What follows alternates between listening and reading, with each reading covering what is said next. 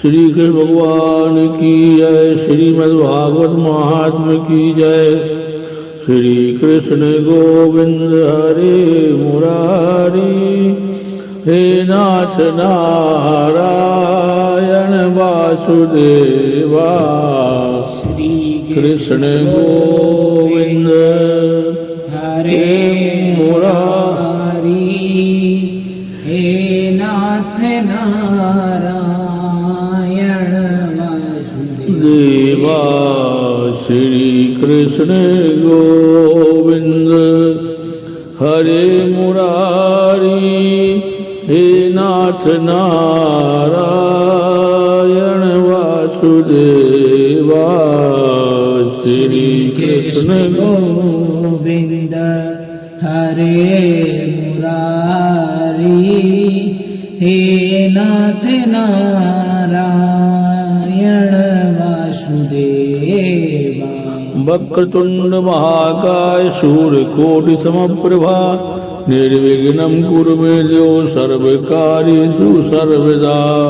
सरस्वती महाभागे विद्ये कमलोचने, विद्यारूपे विशालाक्षी विद्यादेवी नमोस्तुते।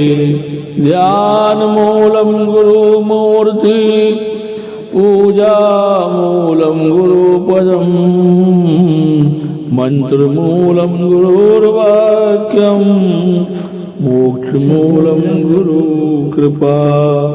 हरे राम राम राम हरे हरे, हरे कृष्ण कृष्ण कृष्ण हरे हरे। श्रीमद् भागवत में अगली कथा सुने। दृश्य में से दृष्टि हट जाए तो दृष्टा में स्थिर हो तो मन का निरोध होगा और आनंद प्रकटेगा। गोकर्ण को लगा कि धुंधकारी का व्यवहार उसे भी विक्षेप रूप होगा तो वायवी वन में जा बसा। इधर धुंधकारी वेश्याओं को प्रसन्न करने के लिए चोरी करने लगा। सूर्य जी सावधानी करते हैं।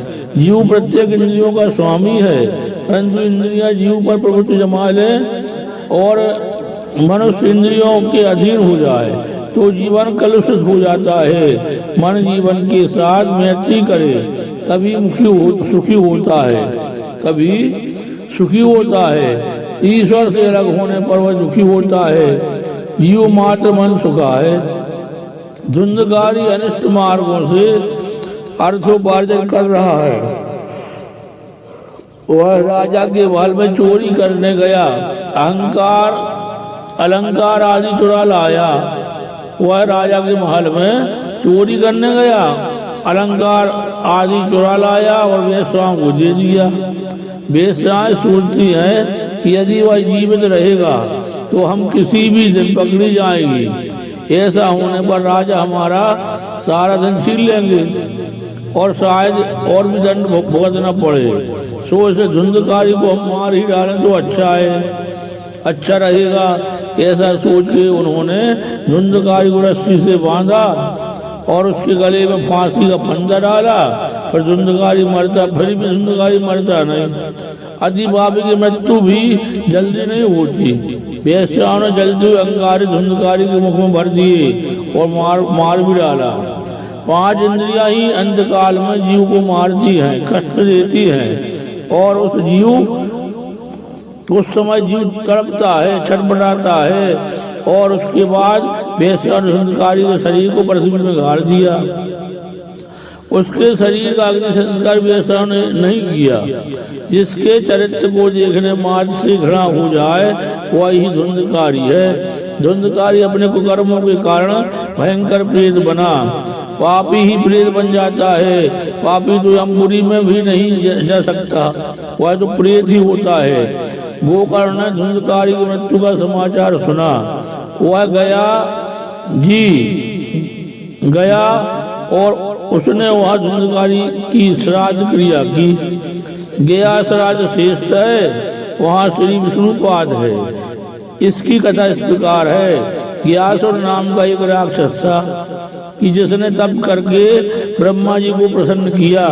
ब्रह्मा जी ने वर मांगने को कहा, तब उसने ब्रह्मा जी को कहा कि आप क्या वरदान मुझे देंगे, आपको कुछ मांगना हो तो मुझसे मांगिए।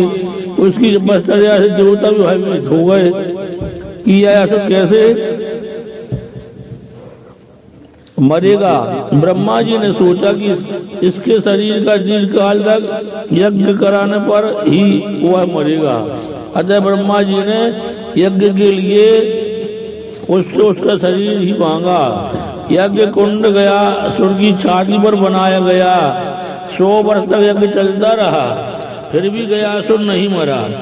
यज्ञ की पूर्ण आहुति होने पर वह उठने लगा।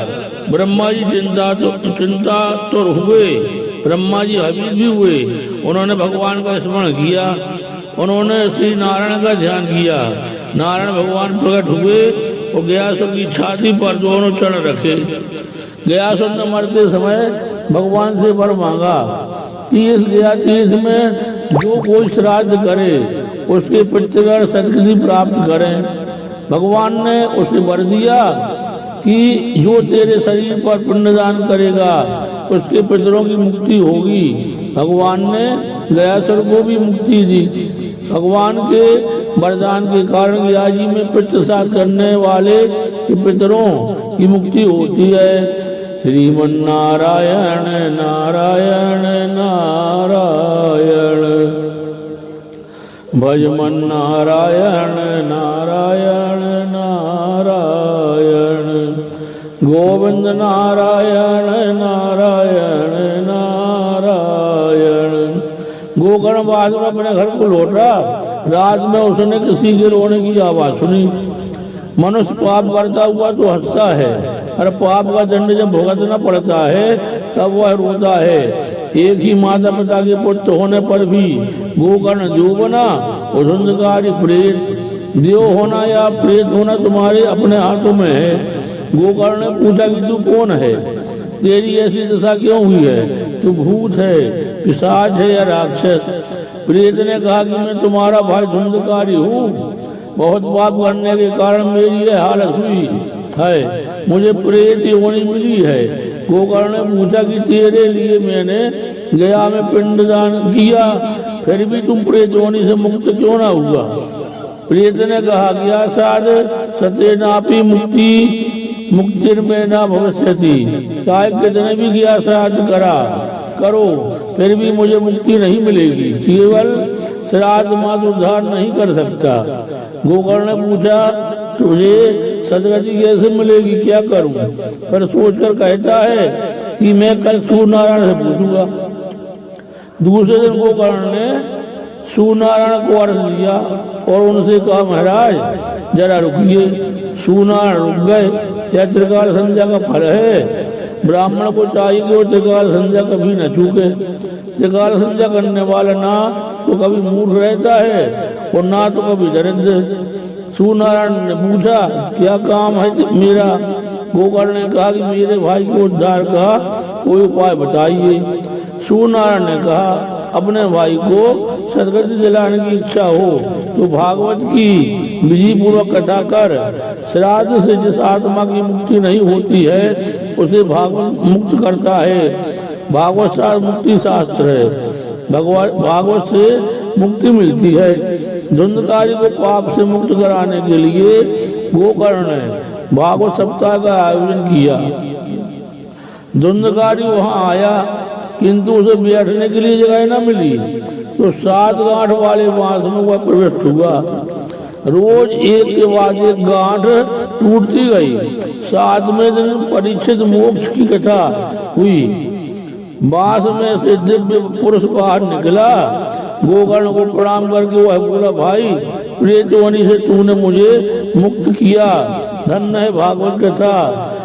श्रीमन नारायण नारायण नारायण, गोविंद नारायण नारायण नारायण, भजमन नारायण नारायण नारायण। जड़ जब बांस की गांठ टूटती है तो फिर चेतन की क्यों ना टूटे। विवाह में दो व्यक्तियों के दामन बांधे जाते हैं। पति पत्नी तीसरे की ग्रंथि है। इस ग्रंथि का छूटना कठिन है। परमात्मा को सेवा करने के लिए एक दूसरे का साथ मिला है, ऐसा सोचे तो पति पत्नी सुखी हो सकते हैं। बांस में अर्थात वासना में धुंधकारी रहा था। बांस की 7 गांठ अर्थात वासना की 7 गांठ। वासना ही पुनर्जन्म का कारण है, अतः वासना को नष्ट करो। वासना पर विषय पाना है, सुखी होने का उपाय है मार्ग। मनुष्य मोह को नहीं छोड़ सकता। वासना अर्थात आसक्ति 7 प्रकार की होती है। नारी की आसक्ति, पति पत्नी की आसक्ति, पुत्र की आसक्ति, पिता पुत्र की, व्यवसाय आसक्ति, द्रव्य की आसक्ति, कुटुंब की आसक्ति, घर बार की आसक्ति, गांव की आसक्ति। इन सभी आसक्तियों का त्याग करो। शास्त्र में काम, क्रोध, लोभ, मोह, मद, मत्सर और अविद्या को 7 गांठ कहा गया है। इनमें जीव बंधा है, जिसे मुक्त करने का प्रयत्न करना है। बांस वासना का रूप है, जीव वासना में फंसा है। वासना से जीव में जीव भाव आया, यह निष्काम से सकाम बना। वासना की ग्रंथियां जब तक न छूटे तब तक जीव का भाव निर्मूल नहीं होता। श्री भागवत की कथा के श्रवण से वासना की हर एक ग्रंथि छूटती है। भागवत कथा से ये ग्रंथियां टूटती हैं। प्रभु से प्रेम बढ़े तो आसक्ति ग्रंथियां टूटने लगे। श्री भगवान के नाम का जप करेंगे और वही एक सत्य है, ऐसा मानकर उसका नित्य स्मरण करेंगे तो वासनाओं की ग्रंथियां छूट जाएंगी। श्री कृष्ण गोविंद हरे मुरारी। नाथ नारायण वासुदेवा। श्री कृष्ण गोविंद हरे मुरारी।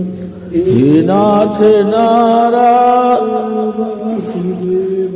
एक गृहस्थ का नियम था कि वह 12 वर्षों से कथा सुनता आया था। एक ब्राह्मण रोज कथा करने के लिए आता था। एक दिन सेठ के बाहर जाने पर प्रसंग उपस्थित हुआ। कथा श्रवण के नियम में भंग कैसे किया जाए। उसने ब्राह्मण से कहा कि मैं कल कथा नहीं सुन सकूंगा, मेरे नियम का क्या होगा। ब्राह्मण ने कहा कि तुम्हारा पुत्र कथा सुनेगा तो चल जाएगा। कृष्ण ने पूछा कि कथा सुनने से वह वीतरागी बन गया तो। ब्राह्मण ने कहा 12 वर्षों से तुम कथा सुनते आए हो, फिर भी तुम्हें वीतराग ना हुआ, तो फिर एक ही दिन की कथा से तुम्हारा पुत्र वीतरागी कैसे हो जाएगा। यजमान कहता है हम तो रोज कथा सुनते हैं किंतु मन की गांठ नहीं छोड़ते हैं। ऐसा मत करो, कथा सुनकर मन की गांठ छूटनी चाहिए। जीव जब तक संसार सुख का त्याग मन से भी ना करे तब तक भक्ति सिद्ध नहीं होती। भोग का त्याग भी नहीं करना है और भक्ति भी करनी है, यह कैसे हो सकता है। धीरे धीरे मन को स्वभाव को सुधारना चाहिए। स्वभाव को सुधारने पर ही भक्ति सिद्ध होती है। ज्ञान और वैराग्य को पुष्ट करने के लिए ही यह भागवत कथा है। परमात्मा के चरणों में आसरा लेकर ही महापापी धुंधकारी देवता जैसा बना। धुंधकारी कहता है कि इस कथा से ही मेरे जैसे पापी को भी परम गति प्राप्त हुई है। धुंधकारी को लेने के लिए पार्षद विमान लेकर आए। गोकर्ण ने पार्षदों से पूछा केवल धुंधकारी को लेने के लिए विमान क्यों लाए और किसी को लेने के लिए क्यों नहीं। पार्षद कहता है वह धुंधकारी एक आसन पर बैठा था, अनशन करता था और रोज कथा का मनन करता था।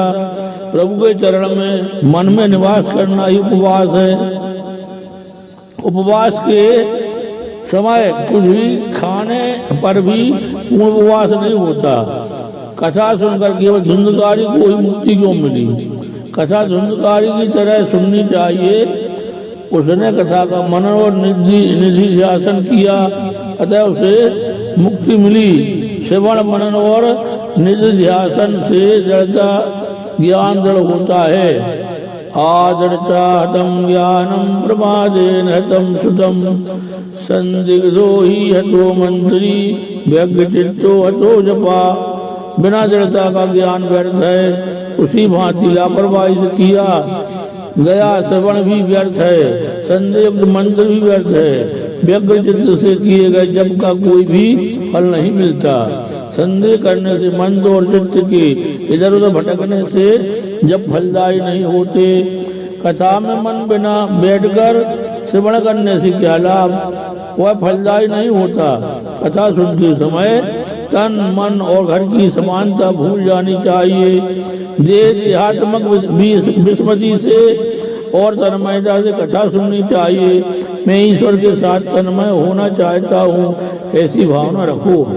कथा सुनकर और मनन करके जीवन में उतारोगे तो कथा श्रवण सार्थक होगा। कथा सुनकर जीवन में एक लक्ष्य निश्चित किया जाए। श्री भागवत भगवान की कथा सुनकर कुछ ग्रहण करो। कथा का कोई एक शब्द भी मन में कुरे दोगे तो जीवन का उद्धार हो जाएगा।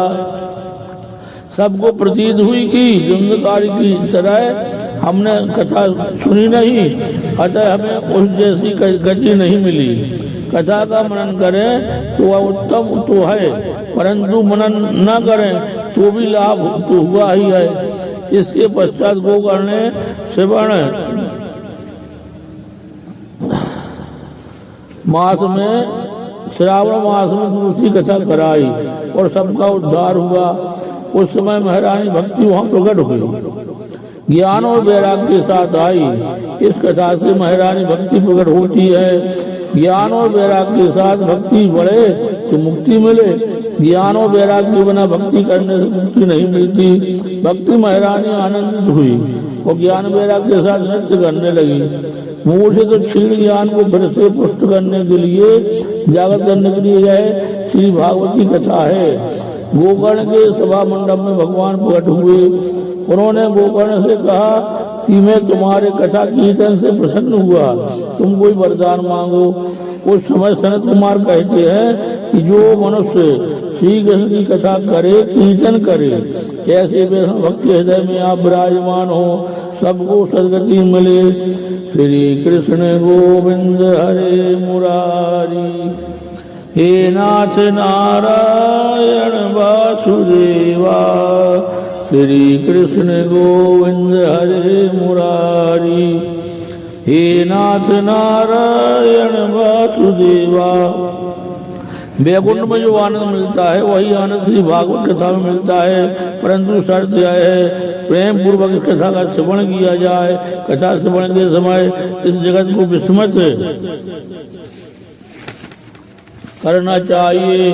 श्री भागवत ऐसा ग्रंथ नहीं है जो मृत्यु के पश्चात मुक्ति दिलाए, यह जो मृत्यु से के पहले मुक्ति दिलाता है। भगवान मुक्ति प्राप्त कराने का शास्त्र है। वेदांत के दिव्य सिद्धांत व्यास जी ने भागवत मुक्ति प्राप्त कराने का शास्त्र है। वेदांत के दिव्य सिद्धांत व्यास जी ने इस महात्म में ही भर दिए है। छठाध्याय विधि बताने के लिए है। सत्कर्म विधि पूर्वक किया जाए तो दिव्य बनता है। सत्कर्म काल के नियम से अबाधित है। सत्यनारायण कथा में भी यही कहा गया है, सत्कर्म करने में देर न करो। धर्मराज के पास आकर एक याजक ने दान मांगा। धर्मराज ने उसे अगले दिन आने को कहा। भीमसेन ने इस बातचीत को सुनते ही विजय दुंदुभी बजानी शुरू कर दी। सबने सोचा कि भीमसेन कहीं पागल तो नहीं हो गया, क्योंकि विजय दुंदुभी विजय के समय ही बजाई जाती है। भीमसेन ने इसका कारण बताते हुए कहा कि आज हमारे बड़े भाई ने काल को भी नियंत्रण में कर लिया है। वे जान गए हैं कि वे अगले दिन भी जीने वाले हैं। धर्मराज के इस काल विजय के उपलक्ष्य में मैं यह दुंदुभी बजा रहा हूँ। धर्मराज को अपनी इस भूल का तुरंत ज्ञान हो गया। कहा गया है, ना जानो जानकी नाथे सवारे सुन सवारुम छे, अर्थात जानकी नाथ भगवान श्री राम भी नहीं जान सके कल प्रातः क्या होगा। धर्मराज ने याजक को तुरंत वापस बुलाया और रथयोग दान दिया। सत्कर्म तत्काल करो, भवरोग की औषधि है भागवत कथा। जीव मात्र रोगी है, सबसे दुखी रोग है जीव का ईश्वर से वियोग। इस रोग के निवारण के लिए श्री भागवत का आसरा लो। श्री कृष्ण गोविंद हरे मुरारी। हे नाथ नारायण वासुदेवा। श्री कृष्ण से विरह रूपी रोग को दूर करने की औषधि है भागवत शास्त्र। रोग की परिचर्या के समय आहार विहार आदि के कुछ नियम हमें मानने पड़ते हैं, वैसे ही इस कथा के लिए भी जरूरी ही है। शुभ मुहूर्त में कथा का आरंभ होना चाहिए। कथा के वक्ता के लिए ये कुछ जरूरी लक्षण बताए। पहला लक्षण है विरक्त भाव। श्री सुखदेव जी जगत से अस्पष्ट नहीं थे, फिर भी वे निर्विकार थे। हम भी जगत में रहते हैं, देखते हैं, परंतु हमारी आंख विकार रहते नहीं है। श्री सुखदेव जी ब्रह्मदृष्टि वाले थे। प्रत्येक स्त्री पुरुष को वे भगवत भाव से देखते थे। प्रत्येक नर नारी को भगवत भाव से देखो। प्रत्येक नर नारी को भगवत भाव से देखो। सूर्य जी सावधान करते हैं। क्या अर्थ है वैराग का? उपभोग के लिए अनेक पदार्थ सुलभ होने पर भी मन उनके लिए प्रति आकर्षित ना हो, यही वैराग है। जगत का त्याग करने की कोई आवश्यकता नहीं है, किंतु भोग दृष्टि से देखने की वृत्ति का त्याग करना चाहिए। करो। अपनी विकारी दृष्टि को बदलना है। जगत को काम दृष्टि से, भोग दृष्टि से मत देखो। जब तक दृष्टि का दोष नहीं जाता तब तक हमारी दृष्टि जो दृष्टि नहीं होगी। उपदेश करता ब्राह्मण अर्थात ब्रह्मज्ञ होना चाहिए। वह धीर गंभीर और दृष्टांत कुशल होना चाहिए। वक्ता जी निष्प्रही भी होना चाहिए। द्रव्य का मोह तो छूट जाता है, परंतु कीर्ति का मोह छोड़ना बड़ा कठिन कार्य है। जीव कीर्ति का मोह रखता ही है। जो मनुष्य कीर्ति के मोह में फंसा है वह भक्ति नहीं कर सकता। जब भी कथा श्रवण करें, संसार में निर्लिप्त होकर करें। कथा में बैठकर भी घर बार और धंधे की बात ही सोचते रहने से मन विकृत होता है। कथा मंडप में केवल कथा का ही विस्तार करो, अन्य सभी चिंताएं छोड़कर कथा में बैठो। वक्ता और श्रोता को चाहिए कि वे आंख, मन, वाणी, कर्म और प्रत्येक इंद्रिय से भी ब्रह्मचर्य का पालन करे। मन स्थिर करने के लिए ऊर्ध्वरेता होना जरूरी है। ब्रह्मचर्य पालन से ऊर्ध्वरेता हो सकते हैं। क्रोधित होने से पूर्ण का क्षय होता है। वक्ता और श्रोता क्रोध न करे। विधि पूर्वक कथा श्रवण करने से उसका फल प्राप्त होता है। कथा का श्रवण करने वाले वैष्णव यमपुरी में नहीं जाते, ये वैकुंठ में जाते हैं। भागवत की कथा का श्रवण जो प्रेम से करता है उसका संबंध भगवान से जुड़ता है। भागवत भगवान का साक्षात स्वरूप है। श्री भगवान का वांगमय रूप है। वेदांत में अधिकार और अधिकारी की अच्छी चर्चा की गई है। अथा तो ब्रह्म जिज्ञासा शब्द को वेदांत का अधिकार नहीं है। नित्यानित्य वस्तु विवेक, समदमादि, सठ संपत्ति, यहाँ मूत्र फल भोग विराग बिना वेदांताधिकार प्राप्त नहीं हो सकता। वेदों के 3 विभाग किए हैं, कर्म कांड, ज्ञान कांड, उपासना कांड। उसी प्रकार उसके अधिकारी भी निश्चित किए गए हैं। भागवत हर किसी के लिए है। भागवत का आश्रय लोगे तो भागवत तुम्हें भगवान की गोद में बिठलाएगा। वह तुम्हें निर्भय और निसंदेह करेगा। श्री कृष्ण गोविंद हरे मुरारी। हे नाथ नारायण वासुदेवा। भागवत के श्लोक 18,000 क्यों हैं? 8 प्रगट के 8 और 9वां ईश्वर अर्थात पूर्णता हुई। 9वां अंग पूर्णता दर्शी है। खान पान व्यवहार पत्र लेखन आदि सभी कार्यों विधियां भागवत में बताई गई है। इसी ग्रंथ का अवलंबन करने से सभी प्रकार का ज्ञान प्राप्त होगा। यह ग्रंथ पूर्ण है। भागवत भगवान नारायण का ही स्वरूप है। जगत और ईश्वर जीव और जगत, जीव और ईश्वर आदि से संबंधित ज्ञान भागवत से प्राप्त होगा। भागवत कितना सुना तो कहेंगे कि जितनी बातों को जीवन में उतारा गया, श्रवण की बातों का मनन करो और उसे व्यवहार में कार्यान्वित करो। श्री कृष्ण गोविंद हरे मुरारी, हे नाथ नारायण वासुदेवा, हरे राम राम राम हरे हरे, हरे कृष्ण कृष्ण कृष्ण हरे हरे। बोलो श्री कृष्ण भगवान की जय। श्रीमद् भागवत महात्म की जय। पूज्यपाद श्री रामचंद्र डोगरी जी महाराज की जय। श्रीमद् भागवत रहस्य कथा की जय।